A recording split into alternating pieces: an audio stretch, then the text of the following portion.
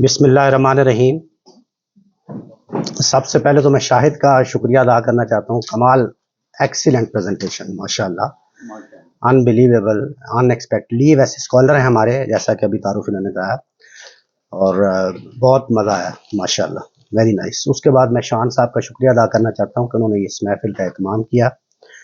और उसके बाद मैं शान की वालदा के लिए दुआ के लिए आप सबसे इल्तमास करना चाहता हूँ। हॉस्पिटलाइज्ड हैं, हम सब दुआ करते हैं कि अल्लाह ताला उन्हें शिफाए कामिला अता फरमाए, उनकी बीमारी का हर असर उनसे दूर फरमा दे और उनके लिए आसानियाँ पैदा फरमाए। आमीन या रब्बल आलमीन। मेरा जो टॉपिक है ये बड़ा सकील और बड़ा सख्त और मुश्किल है, लेकिन मैंने सिर्फ 5 अशार का इंतखाब किया है। ये बाले जिब्रील की पहली गज़ल है, आपको टीवी पे नज़र आ रही होगी। इसके 5 अशार हैं, इस पे हम बात करेंगे। और मैं गुजारिश करूंगा कि आप अगर इसमें बराह रास्त इंटरेक्ट करेंगे तो वो मुझे ज़्यादा उसमें मैं भी कंफर्टेबल फील करूंगा, क्योंकि ये तसव्वुफ और फ़लसफ़ा, जैसा कि हमारे इमाम भाई ने कहा, यासिर इमाम साहब ने, ये ज़ाहिर है हर इसके लिए एक ख़ास ज़ौक़ चाहिए होती हैं, बड़ी स्किल वैसे और इस तरह की होती हैं। इसलिए मैं चाहूँगा कि अगर आप सवाल करेंगे तो उसके जवाब में ख़ास तौर पे हम कुछ चीज़ों को ज़ेर बहस ले आ सकते हैं, वरना बेजा जो है उसकी तफसील में मैं शायद ना जाऊँ। लेकिन ये जो 5 अशार हैं, इसमें तसव्वुफ और इस्लाम और फ़लसफ़ा, ये तीनों चीज़ें आपको नज़र आ जाएंगी। एक तरह से ये तसलीस है, और मैं समझता हूँ कि ये उनकी नुमाइंदा गज़ल है, बाले जिब्रील की पहली गज़ल है। इसमें ख़ास तौर पर तसव्वुफ के हवाले से इसमें वो सारी चीज़ें गुंद गई हैं, इसलिए मैंने इसका इंतखाब किया। पहले मैं ये 5 अशार आपकी खिदमत में पढ़ता हूँ। मेरी नवाए शौक से शोर हरीम ज़ात में, गुलगुला हाय अल्लमा बुत कदाए सिफात में, हूरो फरिश्ता हैं असीर मेरे तखय्युलात में, मेरी निगाह से खलल तेरी तजल्लियात में,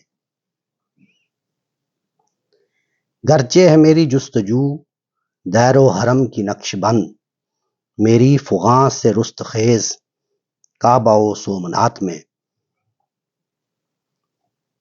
गाह मेरी निगाह तेज चीर गई दिले वजूद, गाह उलझ के रह गई मेरे तवहुमात में, तूने ये क्या गजब किया मुझको भी फाश कर दिया, मैं ही तो एक राज था सीनाए कायनात में। मेरी नवाए शौक से शोर हरीम ज़ात में, ये ज़ातो सिफात की जो कशमकश है, ये एक बहुत पुराना मसला है, तसव्वुफ का भी और शायरी का भी। आप जानते हैं कि शायरी जो है वो किसी ने बड़ा खूब कहा था कि तसव्वुफ बराए शेर गुफ्तन खूब अस्त, कि तसव्वुफ जो है वो फ़लसफ़े की शायरी है। ये जो हमारे बातिन पे जो वारदा गुजरता है उसको अगर लतीफ़ अंदाज में बयान कर दें तो ये शेर है, वो शेर बन जाता है, वो शायरी होती है। और उसमें अगर फ़लसफ़े को मज़मून बना लिया जाए तो तसव्वुफ बन जाता है। ये थोड़ी सी शकील बात है, लेकिन थोड़ी सी इसमें आगे बात इंशाल्लाह आएगी तो वाज़ेह हो जाएगी। इसमें आप देखें कि मेरी नवाए शौक से, नवा कहते हैं आवाज़ को, मेरी शौक की आवाज़ से शोर हरीम ज़ात में, ज़ाते बारी ताला के हरीम में शोर मच गया। गुलगुला हाय अल्लमा बुत कदाए सिफात में। असल में इस मसले को पहले अगर आप समझ लेंगे तो फिर इस शेर को आप हाथ उठाएंगे, इसका लुत्फ उठाएंगे। ये आप यूं समझें, मजहब का इसरार है कि ज़ात को, यानी ज़ात बारी ताला को आप हिस्सी तौर पे नहीं जान सकते, वो इस दुनिया की चीज़ नहीं है। यानी क़यामत के बाद क्या होगा ये तो बात की बात है। इस दुनिया में रहते हुए आप अल्लाह ताला से हिस्सी तौर पर कोई ताल्लुक कायम नहीं कर सकते। यानी आप उसको देख नहीं सकते, दूसरे अल्फाज में आप यूं कह रहे हैं, छू नहीं सकते, आप उसको जान नहीं सकते वगैरह। तो फिर क्या कर सकते हैं? अगर जो देख नहीं सकते, कर नहीं सकते, तो क्या कर सकते हैं? तो मजहब का ये इसरार है कि आप अपने आप को सिफात की हद तक रोक के रखें, उसकी सिफात को पहचानें। अगर उसको पहचानना है तो उसकी सिफात को पहचानें। جبکہ سالک کا یہ اصرار ہے، یا اب یہ کشمکش آپ سمجھیں گے تو پھر یہ شعر جو ہے وہ آپ کو مزہ دے گا. سالک کا یہ اصرار ہے کہ نہیں، مجھے مشاہدہ حق کرنا ہے، مجھے تو مشاہدہ حق کرنا ہے. تو اب یہ کشمکش آ گئی نا وجود میں. ادھر اصرار ہے کہ آپ ذات تک دسترس نہیں کر سکتے، اور ادھر یہ اصرار ہے کہ نہیں، ہمیں تو مشاہدہ کرنا ہے. ٹھیک ہے، تو یہ کیا ہے؟ ذات و صفات کا ایک ہو گیا نا مقابلہ، ایک کشمکش وجود میں آ گئی. اب اس بات کو ذہن میں رکھیں، آپ شعر پڑھیں. میری نوائے شوق سے شور حریم، میری نوائے شوق سے، یعنی میں مشاہدہ کرنا چاہتا ہوں، میں دیدار کرنا چاہتا ہوں، میں نظارہ کرنا چاہتا ہوں، اور اس کے لیے میں نے اپنی نوا کو بلند کیا ہے، میں نے اپنی آواز کو، لیکن وہاں شور مچ گیا ہے. یہ کون ہے؟ یہ کون ہے جو یہ بات کر رہا ہے؟ ٹھیک ہے، تو یہ میری نوائے شوق سے شور حریم ذات میں، ذات کے حریم میں جہاں کوئی پر نہیں مار سکتا، وہاں شور مچ گیا ہے کہ یہ کون ہے. کچھ جو سمجھا تو میرے شکوے کو رضواں سمجھا. تو یہ سمجھ آئے کہ میں ہوں، یہ انسان ہوں. غلغلہ ہائے علامہ بتکدہ صفات میں. اب دیکھیں صفات کے لیے بتکدے کا لفظ استعمال کیا، اور وہاں علامہ کا لفظ استعمال کیا، یعنی غلغلہ ہائے علامہ. وہاں علامہ اور الحذر کا غلغلہ ہے. غلغلہ اب یہ تھوڑا اب یہ دیکھیں تینوں الفاظ، نوا، شور اور غلغلہ، ایک ہی نسل کے تینوں الفاظ. لیکن جو اپنے لیے لفظ استعمال کیا وہ بڑا لطیف ہے، نوائے شوق. اور حریم ذات میں کیا ہے؟ شور مچ گیا. یوں کہہ لیں کہ فرشتوں کی طرف سے کہ یہ کیا ہو رہا ہے، یہاں پہ کیا ہو رہا ہے. اور نیچے بتکدہ صفات، یہاں پہ کیا اصرار تھا کہ آپ اللہ تعالیٰ کی صفات کو پہچانیں اگر آپ اس کی ذات کو جاننا چاہتے ہیں تو صفات تک اپنے آپ کو محدود رکھیں. لیکن یہاں پہ سالک جو ہے وہ اس کو بتکدہ کہہ رہا ہے. اس کی کیا وجہ؟ آپ کچھ بتائیں گے، کچھ سمجھیں گے اس کو بتکدے کا لفظ کیوں استعمال کیا؟ اس لیے کہ اصل ذات ہے جو حقیقت چیز ہے، حقیقی چیز تو ذات ہے نا. تو وہ کہتے ہیں کہ یہ صفات تو بعد کی چیزیں ہیں. یہ تو ایسے ہی ہے جیسے لوگوں نے کسی ذات کے لیے کچھ بت تراش لیے ہیں اور آپ اس کی پوجا کر رہے ہیں. تو یہ صفات تو ایسا ہے جیسے بتکدہ ہے. تو اب یہ کشمکش کو آپ سمجھیں اصل میں، اور یا پھر یہ ہے کہ اس کشمکش کو سمجھنے کے بعد اس کے الفاظ دیکھیں، اور اس نے جس خوبی سے یہ بیان کیا ہے اس سے بہتر انداز میں شاید ہی کوئی اس کو بیان کر سکتے اس پورے مسئلے کو، کہ میری نوائے شوق سے شور حریم ذات میں، غلغلہ ہائے علامہ بتکدہ صفات میں. یعنی میں نے جب یہ ارادہ کیا کہ میں اس کا مشاہدہ کروں، اس ذات کا، اس کا دیدار کروں، اس کا نظارہ کروں، تو نہ صرف یہ کہ حریم ذات میں شور مچ گیا، بلکہ یہاں صفات کے بتکدے میں بھی علامہ الحذر کا غلغلہ مچ گیا.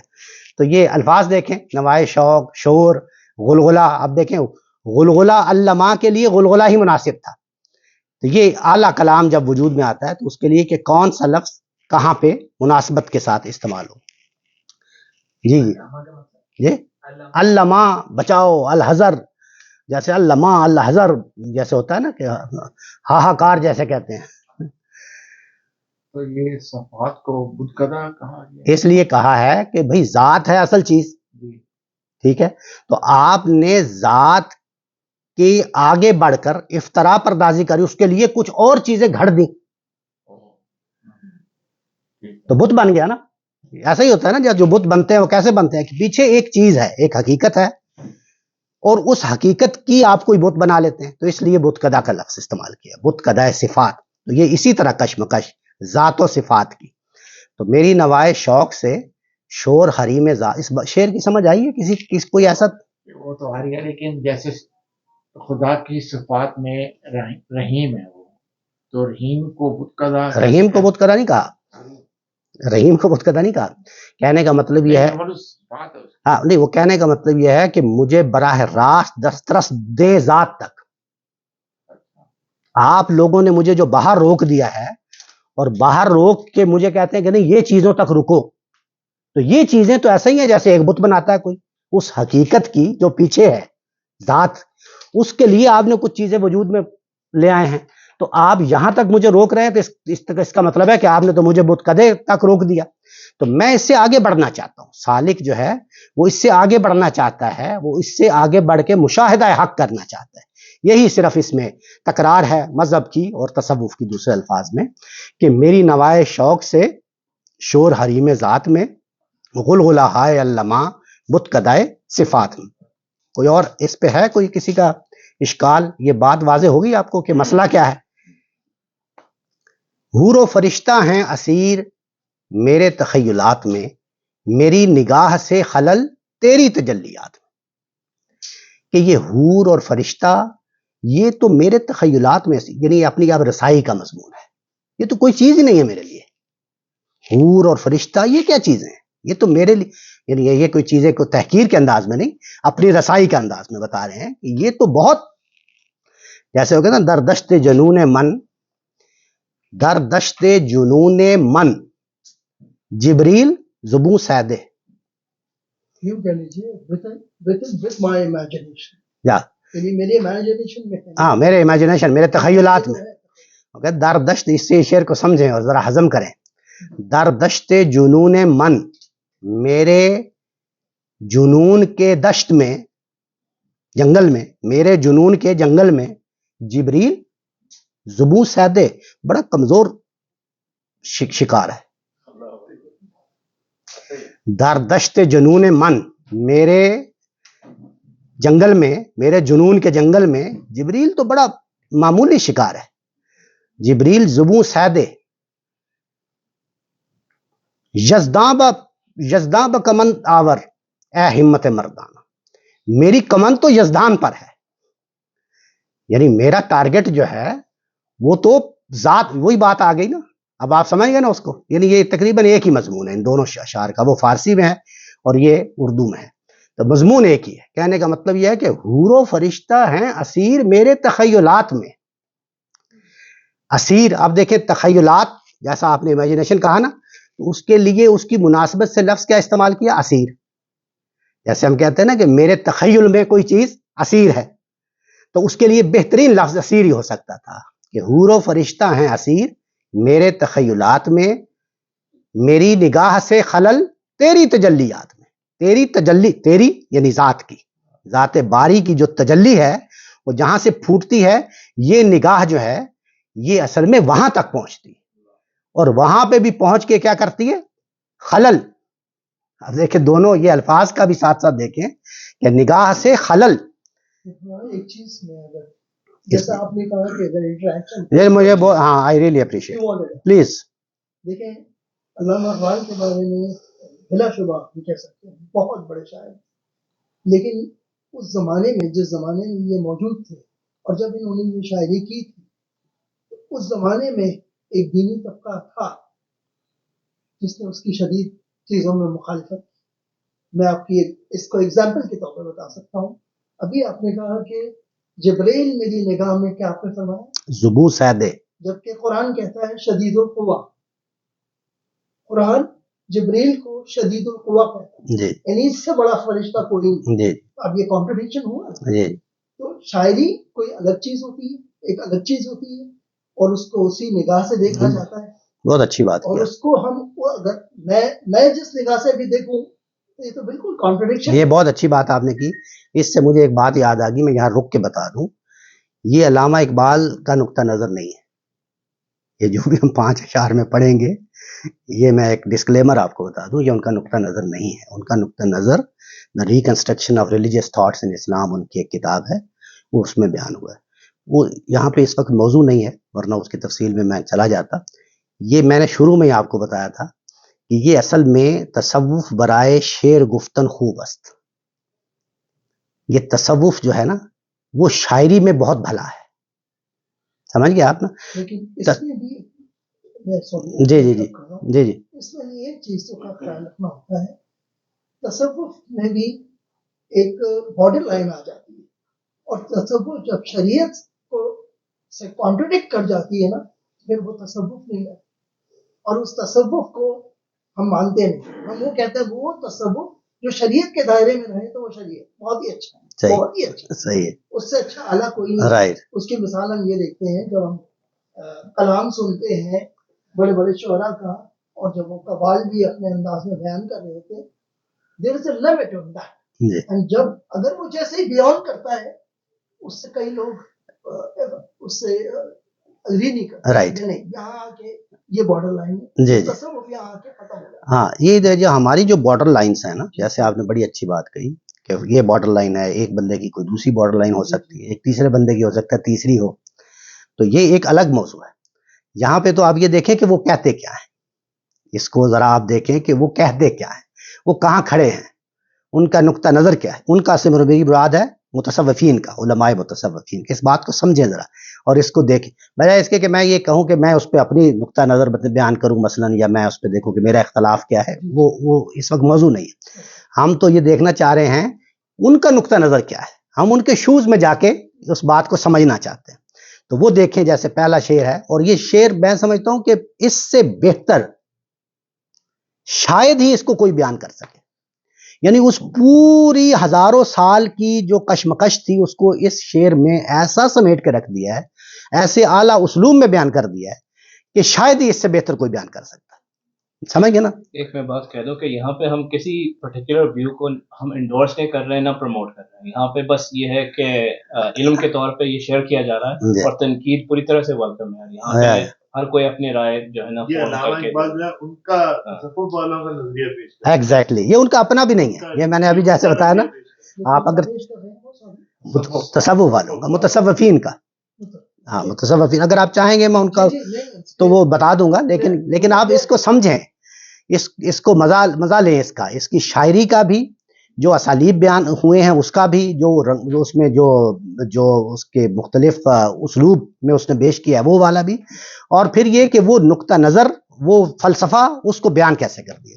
حور و فرشتہ ہیں اسیر میرے تخیلات میں، میری نگاہ سے، اب یہ دیکھیں نگاہ ہے نا، نگاہ کا لفظ استعمال کیا، تو اب نگاہ کی مناسبت سے لفظ خلل استعمال کیا، جیسے آپ کہتے ہیں نا تیر نگاہ دیکھیں گے، یا نگاہ کا تار، تو اس میں کیا ہوتا ہے خلل، تو اس کی مناسبت سے خلل کا لفظ استعمال ہوا ہے۔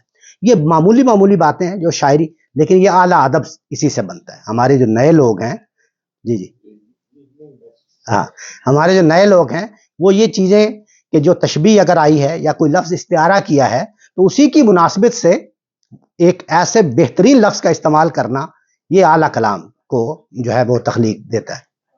تو میری نگاہ سے خلل تیری تجلیات میں، تیری جو تجلیات، اب یہ دیکھیں تجلی بھی جیسے ایک کیا کہتے ہیں رے ہوتی ہے نا، رے کیا کہتے ہیں، شعاع، وہی ایسے ہی ہے نا، جیسے تار ہے، نگاہ کا تار، تیر نظر، اور اس کے لیے لفظ بہترین لفظ تھا خلل، کہ میری نگاہ سے خلل تیری تجلیات میں۔ تو یہ اس میں مضمون اس سے بڑھ کے کیا ہے، بس رسائی کا مضمون ہے، کہ وہی جو میں نے ابھی عرض کیا نا کہ جبریل زبوں سید یزداں بکمند آور ہے ہمت مردان، اصل یہ وہی مضمون ہے کہ حور و فرشتہ ہیں اسیر میرے تخیلات میں، یہ تو میرے امیجنیشن میں، تخیل میں اسیر ہیں، لیکن میں اصل میں میری نگاہ کیا ہے، میری نگاہ سے خلل تیری تجلیات۔ یہ کیا ہے، یہ شاعری ہے، یہ شاعری ہے، اس کو شاعری سمجھیں، اور پھر اس کو دیکھیں کہ کیا اس نقطہ نظر کو کیسے پیش کیا، کیسے بیان کیا۔ لیکن جو تصوف کے بارے میں جب کچھ تھوڑا سا وہ جاننا چاہتے ہیں، وہ تو یہی چاہتے ہیں کہ ہم تو اپنی آنکھوں سے دیکھ، ہاں مشاہدہ حق، وہ تو مشاہدہ حق بتا رہے ہوتے ہیں، تو ان کے لیے تو وہ پھر وہ خلل ہو گیا نا، یہی تو اسی کو تو خدا کو دیکھ لیا، بلکہ ان سے سیدھا ہم نے فیض لیا، بالکل یہی تو شریعت کو تو پیچھے چھوڑ دیا، ہم نے تو سیدھا۔ اب آپ نے جیسے شریعت کی جیسے ذکر کیا، آپ دیکھیں اگلا شعر دیکھیں، گرچہ ہے میری جستجو دیر و حرم کی نقش بند، گرچہ ہے میری جستجو، اگرچہ میری جستجو دیر و حرم کی نقش بند، دیر و حرم کی نقش بند، اس کے اندر بندھی ہوئی ہے، اس کے اندر لمیٹڈ ہے۔ یہ نقش بندی صوفیہ کا نہیں ہے، نقش بند لغوی معنوں میں استعمال ہوا کہ گرچہ ہے میری جستجو دیر و حرم کی نقش بند، اس کے اندر لمیٹڈ ہے، اس کے اندر بندھی ہوئی ہے میری جستجو، کس کے اندر، دیر و حرم، دیر و حرم کہہ کے اصل میں شریعت کی طرف اور مذہب کی طرف اس کی निस्बत कर दी। मेरी फुगा से रुस्तखेज काबा और सोमनाथ में, लेकिन मेरी जो फुगा है, मेरी जो आवाज है, मेरा जो नाला है, उस रुस्तखेज कहते हैं क़यामत को, काबा और सोमनाथ में उससे क़यामत बर्पा हो जाती है। फिर क्या है? ये वही रसाई का मजमून है। गरचे है मेरी जुस्तजू, यानी गरचे मैं बज़ाहिर ये दीन और शरीयत और ये चीजें जो हैं उसके मुताबिक हूं, लेकिन मैं इससे बहुत आगे की चीज हूं। कहने का मतलब यह है, मेरी फुगा से रुस्तखेज, मेरी एक नाले से, मेरी एक फरियाद से काबे और सोमनाथ में क़यामत आ जाए, मेरी एक आवाज से। ये अपनी रसाई का मजमून। और दूसरे ये कि यहाँ पे एक फनी चीज भी मैं आपको बताऊं, अगर आपकी दिलचस्पी हो। एक चीज होती है, आपने शायद सुना हो, उसको कहते हैं लफ़ो नशर मुरत्तब और लफ़ो नशर गैर मुरत्तब। ये शायरी की एक इस्तिलाह है सनाए बदाए के इल्म में। जैसे ऊपर आया दैरो हरम, दैरो हरम, और नीचे उसी की मुनासिबत से क्या है, काबा और सामुनात। तो इसको कहते हैं लफ़ो नशर मुरत्तब। मुरत्तब का मतलब होता है कि जो ऊपर दो अल्फाज आए हैं उसी तरतीब से नीचे उसी की मुनासिबत से दो अल्फाज आए। अगर क्रॉस हो तो उसको कहते हैं लफ़ो नशर गैर मुरत्तब। जैसे कहते हैं ना, एक सब आग एक सब पानी, एक सब आग एक सब पानी, दीदा और दिल अजाब हैं दोनों। तो अब देखें, ऊपर क्या था, आग और पानी, और नीचे दीदा और दिल। तो आग के नीचे क्या है, दीदा, और पानी के नीचे दिल।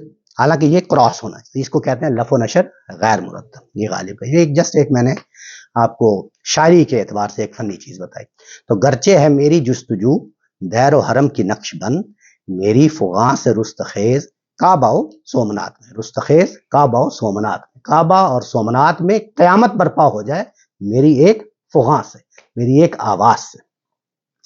जी वैसे भाई इसका कनेक्शन पिछले वाले शेर से अगर हो जाए तो इसको हर शेर का कनेक्शन है। जी जी बिल्कुल। इसको ये जो पहला वाला शेर है वो बता रहे हैं कि भाई मेरी आवाज से ये हुआ है, और मेरी आवाज बेसिकली ये है कि भाई मुझे ज़ात दिखाओ। ठीक है, अगर इसको ज़हन में रख के मैं दोबारा से वो वाला शेर पढ़ूं जो था आगे, तो उसके अंदर वो ये कह रहे हैं कि शायद जो मैं समझ रहा हूँ वो ये है कि भाई मेरी कोई ऐसी डिमांड नहीं है कि मैं बहुत गलत डिमांड कर रहा हूँ।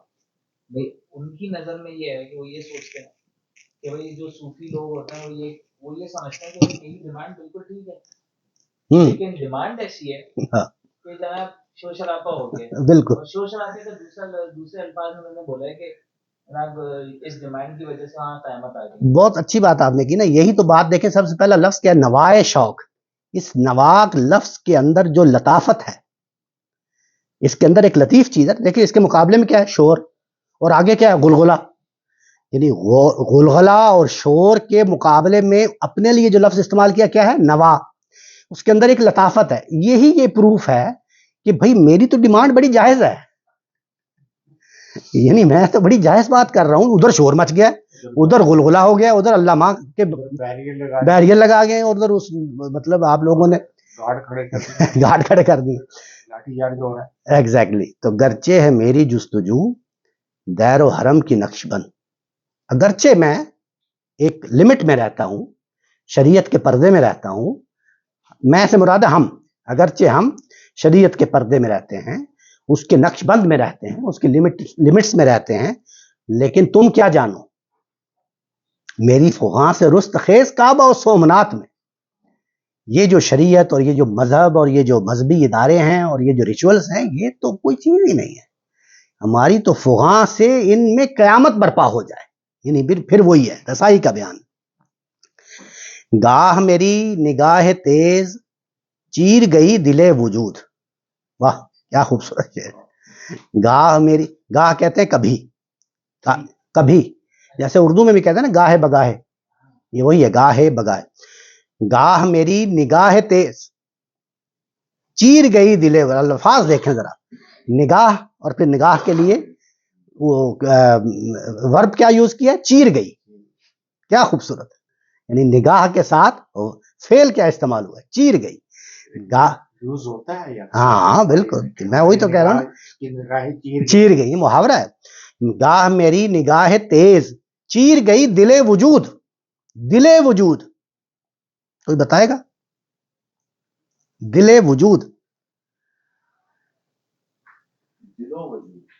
نہیں، دل وجود وہ ٹائپو ہے میرے خیال نہیں وہ واو جو ہے وجود کی ہے. ہاں، گاہ میری نگاہ تیز چیر گئی دل وجود. دل کا مطلب ہے مرکز، یعنی وجود کا مرکز آپ یوں کہہ لیں، وجود کا نیوکلیس جس کو کہہ سکتے ہیں. لیکن وجود کیا ہے؟ اصل بات یہ ہے. وعلیکم السلام. وجود کیا ہے؟ ایگزسٹنس. وجود تو سمجھتے ہیں نا، وجود کہتے ہیں ایگزسٹنس کو. یعنی یہ بات کہ حقیقی وجود کس کا ہے، یہ تو تصوف کا عام مضمون ہے نا. وجود ایک ہوتا ہے، ہم نے پہلے بھی شاید ذکر ہوا تھا، وحدت الوجود ہے، وحدت الشہود وغیرہ. ایک لفظ استعمال ہوتا ہے جس کو کہتے ہیں واجب الوجود. ایک ہوتا ہے واجب الوجود اور ایک ہوتا ہے ممکن الوجود. واجب الوجود کون ہے؟ وہ ذات باری تعالی ہے، یعنی جس کو کہتے ہیں نیسیسری ٹو بی، اس کو تو ہونا ہی ہے. واجب الوجود وہ تو ہے ہی، ٹھیک ہے نا. اور باقی سارا عالم، یہ جو دنیا ہے، یہ کیا ہے؟ ممکن الوجود. ممکن الوجود کا کیا مطلب ہے؟ ممکن یکون و ممکن لا یکون. ہو سکتا ہو سکتا نہ ہو. آپ جانتے ہیں افلاطون کو جانتے ہیں نا، پلیٹو، جس کے ڈائلاگز آف پلیٹو، اس میں ایک ایلیگوری آف کیو ہے. اگر آپ لوگ کو سننے کا اس کو موقع ملا ہو، یعنی پلیٹو کا فلسفہ آ رہا ہے بیچ میں لانا نہیں چاہ رہا تھا. افلاطون کا فلسفہ یہ ہے کہ یہ دنیا حقیقی دنیا نہیں ہے. یہ جو آپ سب لوگ یہاں بیٹھے ہیں، میں ہوں، یہ جو چاند سورج ستارے، یہ پہاڑ دریا جانور پرندے درندے جو کچھ بھی ہے، یہ کچھ نہیں ہے. یہ سایہ ہے، سایہ ہے. یہ غیر حقیقی چیز ہے، یہ غیر حقیقی چیز ہے. سایہ ہے، یہ ہے نہیں، کچھ بھی نہیں ہے. کوئی چیز ایگزسٹ ہی نہیں کرتی. اور یہ ساری چیزیں کس چیز کا سایہ ہیں؟ وہ ایک دوسرا عالم ہے، وہاں پہ ایک سید یاسر امام موجود ہے، یہ اس کا سایہ ہے. آپ سمجھے؟ یہ فلسفہ ہے اس کا، افلاطون کا.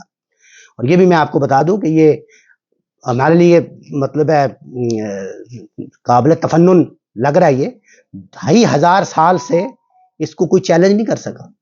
آپ جانتے ہیں کہ آج تک جتنا بھی فلسفہ وجود میں، آج تک جتنا بھی فلسفہ وجود میں آیا ہے، دو ہی طرح کا ہے. ایک پلیٹنزم، یعنی یا تو سارے فلسفہ دان پلیٹونک ہیں یا ارسطوٹلین ہیں. ارسطو اور افلاطون. ارسطو افلاطون کا شاگرد تھا، اس نے اختلاف کیا اس سے. ارسطو نے، اس نے یہ بڑا مشہور جملہ ہے نا اس کا، ارسطو کا، اس نے کہا تھا کہ مجھے اپنا استاد بہت عزیز ہے لیکن حقیقت اس سے بھی زیادہ عزیز ہے، اس لیے میں اس سے اختلاف کرتا ہوں. تو اختلاف کر کے اس نے کیا بات کہی تھی؟ اس نے یہ کہا تھا کہ نہیں، وہ دنیا جو ہے یہ غیر حقیقی نہیں ہے، یہ بھی حقیقی ہے. اور وہ جو حقیقی دنیا ہے وہ اصل میں کہیں اور نہیں ہے، وہ عضویاتی ہے، وہ یہیں پہ ہے. یعنی ہماری حقیقت بھی یہیں پہ ہے. بس یہ دو فرق، اس کو آپ یوں کہہ لیں، اس کو کہتے ہیں philosophy of eminence and philosophy of transcendence. یہ سنی ہوگی آپ نے. افلاطون کی ٹرانسینڈنس ہے. ٹرانسینڈنس کا مطلب یہ ہے کہ یہاں جو کچھ بھی ہے اس عالم میں یہ غیر حقیقی ہے، اور حقیقی وہاں ہے کسی اور عالم میں. ٹھیک ہے. اور ایمیننس کیا ہے کہ نہیں، یہ بھی حقیقی ہے اور اس کی جو اصل حقیقت ہے وہ بھی یہیں پہ ہے. آپ یوں کہہ لیں، سادہ الفاظ میں اگر آپ کو سمجھاؤں میں، یہ مثالیں اس کی یہی ہوتی ہیں، صرف سمجھنے کے لیے میں بتا رہا ہوں. آپ یوں کہہ لیں کہ میری جو روح ہے وہ بھی اسی عالم کی چیز ہے. آپ یوں سمجھ، اس کو سادہ الفاظ میں آپ کو. یہاں پہ یہ آئیڈیلزم ورسز ریئلزم یا آئیڈیلزم ورسز مٹیریلزم کا ڈیبیٹ بھی ہے. ہاں، لیکن یہ دونوں آئیڈیلزم کے ہیں، یہ دونوں مثالیت پسند کے ہیں. اس کو کہتے ہیں مثالیت پسند، آئیڈیلزم. اس کے مقابلے میں مٹیریلزم ہے، وہ ایک بحث یہ ہے کہ بھئی کیا، یعنی کہنے کا مطلب یہ ہے کہ مادہ اصل ہے، مادہ میٹر یہ اصل ہے. اس مادے کے اندر کچھ تعامل ہوا تو حرکت نظر آئی، تو اس میں حیات پیدا ہوگی مادے میں. اور پھر اسی حیات کے ایک اور نتیجے میں شعور پیدا ہو گیا. تو یہ تین چیزیں ہیں، مادہ، حیات اور شعور. مادہ اصل ہے، اس میں سے حیات پیدا ہوئی، اور اس حیات کے ایک تعامل مزید کے نتیجے میں شعور پیدا ہو گیا. اس پورے فلسفے کو کہتے ہیں مٹیریلزم، مادیت پسند. اب اس کے مقابلے میں الٹ کر لیں اس کو، نہیں، شعور اصل ہے. ٹھیک ہے، شعور اصل ہونے کا مطلب سمجھتے ہیں کہ باقی کچھ نہیں ہے، کہ یہ جو کچھ ہے یہ سب تخیل ہے میرے تخیلات میں، تو یہ سب جو ہے یہ امیجنیشن ہے. تو شعور اصل ہے. یہ جو مادہ ہے یہ اصل میں میرے شعور ہی کی وجہ سے نظر آ رہا ہے، ورنہ ہے ہی نہیں. اور جب نظر آ رہا ہے تو اب اس میں حرکت بھی پیدا ہو رہی ہے، اس میں حیات بھی پیدا ہو رہی ہے، وہ سب کچھ ہو رہا ہے. تو اس کو کہتے ہیں مثالیت پسند. یہ افلاطون اور ارسطو اور سقراط، یہ تینوں یہ مثالیت پسند. ٹھیک ہے، اور یہ آج تک یہی دو ہی ہیں. یعنی آپ دیکھیں نا، چار ہی سوال ہیں موٹے موٹے. مادہ اصل ہے نمبر 1، اور اس سے حیات پیدا ہوتی ہے، اور پھر اس سے شعور پیدا ہو جاتا ہے. اب دوسرا کیا ہے؟ نہیں، شعور اصل ہے، اور اس شعور ہی کی وجہ سے مجھے مادہ نظر آتا ہے، اور اس مادے میں پھر حیات پیدا ہو جاتی ہے. 2 ہو گئے سوال. تیسرا سوال کہ دونوں ہی اصل نہیں ہیں. اور چوتھا سوال، دونوں اصل ہیں. یہ جو دونوں اصل ہیں یہ اب ہمارے دور میں آ کے ڈیکارٹ نے فرسٹ ٹائم، جس کو ڈوئلزم، ثنویت پسندی کا فلسفہ کہتے ہیں، ڈوئلزم سنا ہے نا آپ نے؟ ڈوئلزم وہ یہ ہے کہ دونوں اصل ہیں. ٹھیک ہے نا، دونوں اصل ہیں. یعنی آپ یوں کہہ لیں کہ مادہ بھی اصل. اب دیکھیں قرآن مجید کو تھوڑی دیر کے لیے آپ زیر بحث لے آئیں. قرآن مجید کیا کہتا ہے کہ ہم نے کن فیکون کہہ کے تخلیق کر دیا مادہ. ٹھیک ہے، اور پھر خارج سے نفخت فیہ روحی، کہ ہم نے پھر اس روح کو اس میں ڈال دیا، نفخت تو اس میں پھونک دیا. تو اب کیا ہوا؟ دونوں کی حقیقت بیان کر دی. بہت کلوز ہے اس کے ڈیکارٹ کے دونوں. میں یہ نہیں کہہ رہا ہوں کہ وہی بات ہے، لیکن بہت کلوز ہے. اب اس کی تفصیل میں اگر آپ چاہیں گے چلا جاؤں گا، لیکن میں واپس آنا چاہتا ہوں فلسفے سے. یہ تھوڑی سی ظاہر ہے. ہاں بتا دیں، پوچھیں گے تو بتا دوں گا. مطلب یہ جو ڈیکارٹ کا اور یہ ڈیکارٹ یہ کہتے ہیں، مطلب آپ کہہ رہے ہیں بہت قریب ہے، کس طرح قریب ہوئے یہ؟ مطلب یعنی قریب سے مجھے مراد ہے کہ آپ قرآن کا نقطہ نظر دیکھیں نا، کہ دونوں وہ کہتے ہیں یہ مادہ بھی حقیقت ہے. کون کہہ رہے ہیں؟ اللہ تعالیٰ. کیونکہ میں نے مادے کو تخلیق کیا، میں خالق ہوں، میں خالق ہوں. میں نے عدم سے اس مادے کو، اس کائنات کو، اس عالم کو تخلیق کیا ہے. ٹھیک ہے، تو اب وہ وجود میں آ گیا، تو وجود میں آ گیا نا عالم. ادھر کیا ہے کہ پھر جب وجود میں آ گیا تو اب میں نے ایک شعور کلی ہے، ایک عقل کلی جس کو کہتے ہیں نا. آپ یوں کہہ لیں کہ ایک تو شعور آپ کا شعور ہے نا، آپ کا یا میرا شعور، یہ اس کی بات نہیں ہو رہی. اس کو آپ سمجھنے کے لیے یوں سمجھیں کہ جیسے مادہ ہے نا، تو مادہ تو یہ عالم پورا مادہ ہے، لیکن آپ کیا ہیں؟ آپ اس کا ایک جزوی ظہور ہیں. آپ اس کا ایک جزوی ظہور ہیں. ایک مادہ ہے، آپ بھی مادہ ہیں، یا صحیح ہے نا؟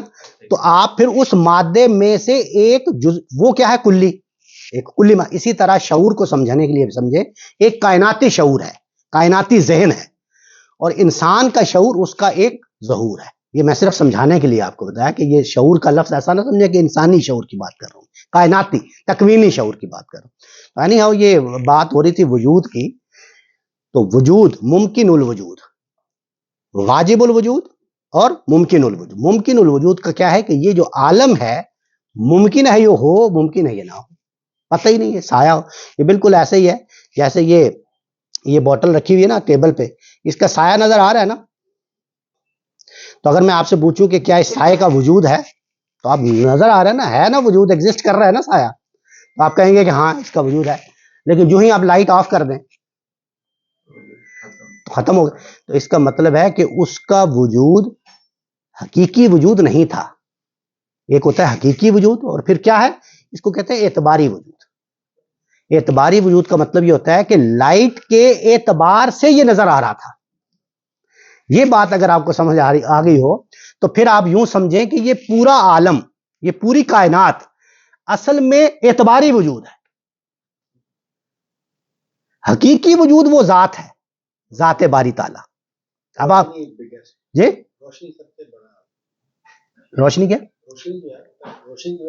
روشنی کی وجہ سے یہ سایہ ایگزیکٹلی، تو روشنی کے وجود کی وجہ سے یہ چیز نظر آ رہی تھی. تو اس مثال میں اصل میں روشنی کا وجود کیا ہے؟ حقیقی، اور یہ کیا ہے؟ اعتباری.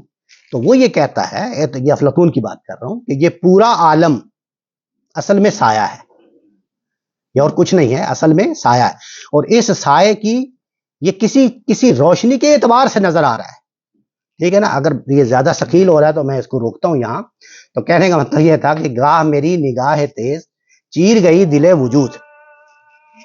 مغرب ہو گئی، میں روک دوں یہاں.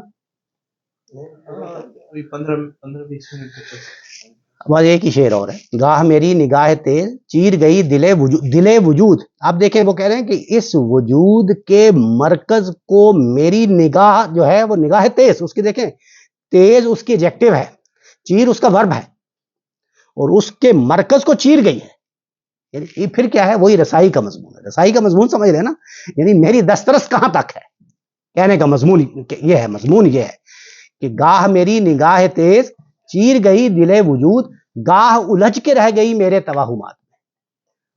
اور کبھی کبھار ایسا ہوا کہ وہ میرے ہی سب اسٹیشنز میں، میرے ہی توہمات میں الجھ کے رہ گئی. اور الجھ کے رہ جانا یہ بھی نگاہ کے اعتبار سے لفظ استعمال ہوا. واضح؟ آگے بڑھیں. آخری شعر ہے، تو نے یہ کیا غضب کیا. بڑا سادہ شعر ہے، لیکن میں چاہوں گا کہ آپ میں سے کوئی اس کی وضاحت کرے. تو نے یہ کیا غضب کیا، مجھ کو بھی فاش کر دیا. مجھ کو بھی فاش کر دیا، میں ہی تو ایک راز تھا سینہ کائنات. کون اس کی کرے گا؟ بالکل سادہ ہے، کوشش کریں تھوڑی سی.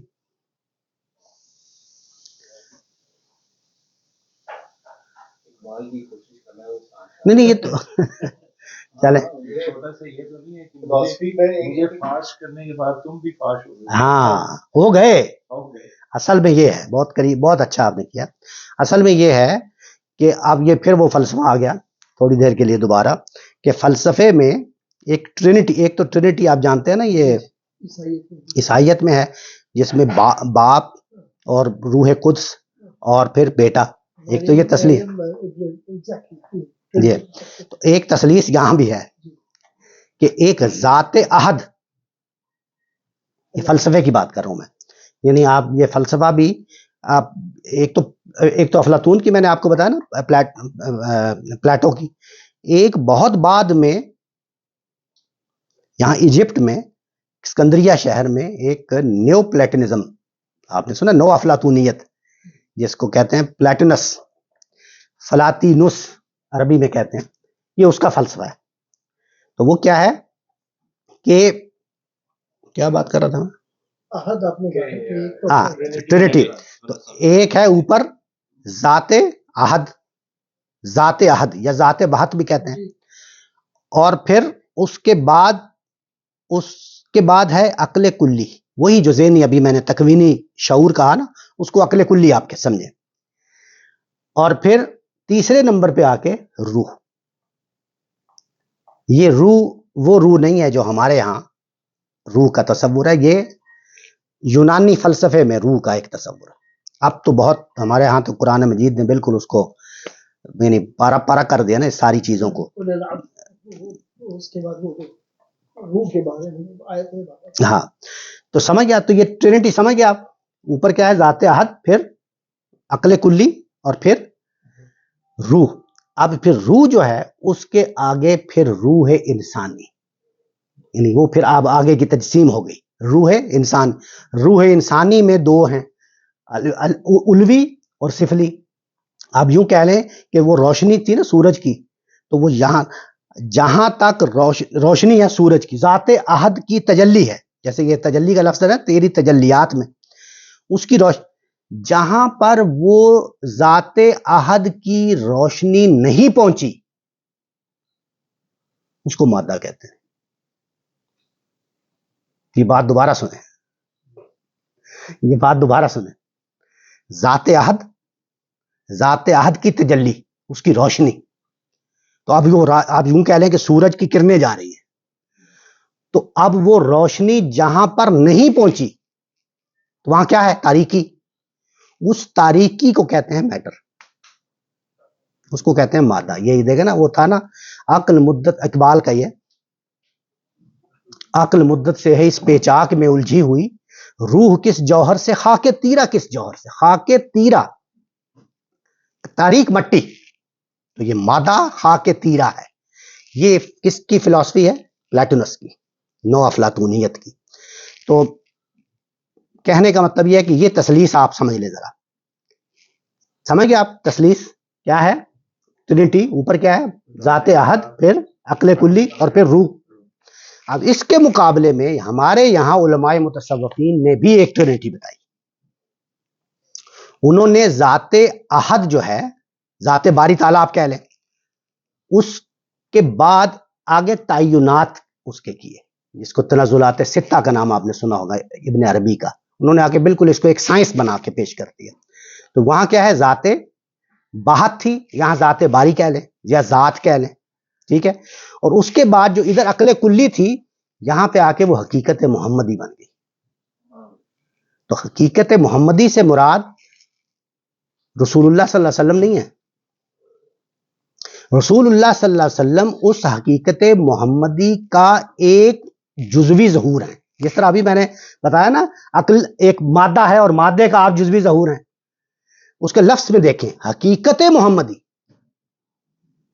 यानी मोहम्मद सल्लल्लाहु अलैहि वसल्लम की हकीकत, समझेंगे ना आप? हकीकत मोहम्मदी। तो ये दूसरी, ऊपर क्या था? ज़ात बारी, उसके बाद हकीकत मोहम्मदी, और फिर तीसरे नंबर पे क्या? वही रूह, यानी अब वही रूह। तो ये ट्रिनिटी, अब आपको तीन तसालीस मैंने बता दी, तीन ट्रिनिटीज, एक तो वही ईसाइयत की, एक ये अफलातून की, नो अफलातूनियत की, और एक हमारे यहाँ। तो कहने का मतलब यह है, ये मैं इस शेर पे लाना चाह रहा हूं कि जब वो ज़ात बारी है, जो ज़ात बारी, वो जब तक एक ऐसे लामकाम में है, एक ऐसी जगह पे है कि जिसकी तरफ आप इशारा करके बता ही नहीं सकते कि वो कैसा है। कोई उसकी लैसा कमिस्ल शै, लैसा कमिस्ल ही शै, उसकी तरह की कोई चीज ही नहीं है। कोई मिसल होगा तो आप बताएंगे ना। तो आप ये बता, उसके ऊपर क्या है, उसके नीचे क्या है, उसके आगे क्या है, उसको नहीं जान सकते, बता ही नहीं सकते, ठीक है। लेकिन अब उस जात ने तय्युनात इख्तियार किए। तो उधर क्या थे? तनज़ुलात। इधर इन्होंने बड़ा अच्छा लफ्ज इस्तेमाल किया, तय्युनात। तो ये तय्युनात हैं, ये तनज़ुलात सित्ता में आते हैं। 6 मकाम हैं कि वो 6 मकाम में तनज़ुल हुआ, और 7वें मकाम पे आके ये आलम वजूद में आ गया, ठीक है। तो ये फलसफा है, तसव्वुफ का फलसफा। उधर क्या था? प्लेटनिज्म, और फिर नो अफलातूनियत। इधर क्या है? तो कहने का मतलब ये कि वहीं से फूटी हुई एक चीज है। लेकिन आप थोड़ी देर के लिए इसको समझें। अब ये कि तूने ये क्या गजब किया, इस शेर को देखें जरा, क्या खूबसूरत शेर है। तूने ये क्या गजब किया, किसको कहा जा रहा है? जात को। गजब क्या है? मुझको भी फाश कर दिया। अब ये मुझ कौन है? मुझको भी फाश कर दिया। मैं ही तो एक राज था सीना कायनात में। तो कहने का मतलब यह है कि यहां पे अपने आप को, यानी मुझ कह के, असल में मुराद ज़ात बारी ताला है। यानी मुझे क्या है, देखें जरा, जात थी ना, तो उसने तय्युन इख्तियार किया। तो तनज़ुलात इख्तियार करते करते 7वें मरहले पे ये कायनात वजूद में आ गई। जब कायनात वजूद में आ गई तो मैं भी वजूद में आ गया, राइट। तो मेरे वजूद में आने का बायस क्या बना? वो तय्युनात, वो तनज़ुलात, यही बायस बने ना। तो वो क्या कहते हैं कि तूने ये क्या गजब किया कि मुझको भी फाश, और फिर मुझ कैसे, मुझको भी फाश, मैं ही तो एक राज था। तो असल राज क्या है? वही खुद जात, वो खुद राज है कि उसने ये तय्युनात जब इख्तियार किए इस तनज़ुलात के नतीजे में, तो वो खुद आश्कार हो गया। कहने का मतलब वो था ना, माशाअल्लाह, अस्सलाम वालेकुम, वो क्या है? न था कुछ तो कुछ न होता, डुबोया मुझको न होता, मैं तो کیا ہوتا؟ آپ بتائیں کیا ہوتا؟ خدا ہوتا. یہ شعر بھی آپ ایسے سادہ سا پڑھ دیتے ہیں, یہی شعر ہے. یہ نہ تھا کچھ تو خدا تھا, جب کچھ نہیں تھا. جی بات کیا کہ غلط ہے, میں وہاں پہ اٹکا ہوں. جی ارشاد, سوری. حقیقت محمدی, آپ نے کہا کہ یہ رسول اللہ صلی اللہ علیہ وسلم نہیں, محض وہ نہیں ہے. ہاں, حقیقت محمدی رسول اللہ صلی اللہ علیہ وسلم نہیں ہے. یہ حقیقت محمدی کیا ہے؟ حقیقت جیسے میں نے مثال دی تھی نا, جیسے مثال کے طور پہ یہ مادہ ہے, آپ کیا ہیں؟ مادہ. سورج کیا ہے؟ مادہ. چاند کیا ہے؟ مادہ. تو چاند, سورج, ستارے اور آپ اس مادے کا ایک جزوی ظہور ہیں. رائٹ. اسی طرح رسالت محمد صلی اللہ علیہ وسلم کی ذات والا صفات, حقیقت محمدی, وہ جو حقیقت محمدی ہے اس کا ایک جزوی ظہور ہے.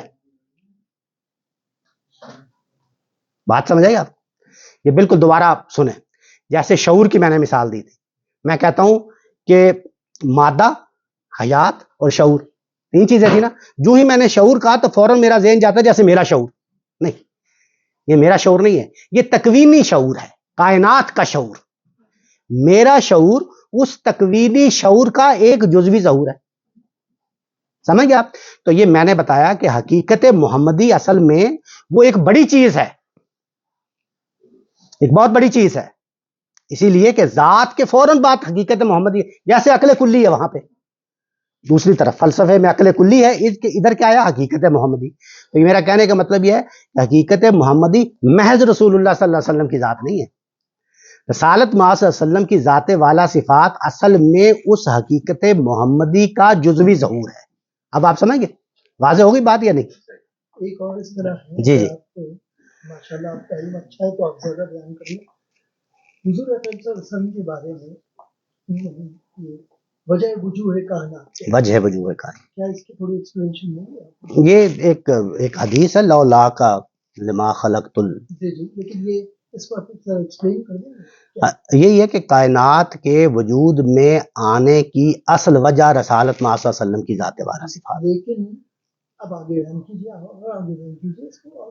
لیکن کیا آپ بتائیں؟ چلے آپ بتائیے آگے کیا آئے گا نا کہ ذات حقیقی وجود, پھر ذات محمدی. لیکن علماء کی ایک اس کو یہ کہتے ہیں علماء کی ایک بڑی اور مسترد جی تعداد وہ یہ کہتی ہے کہ رائٹ. ہاں بالکل.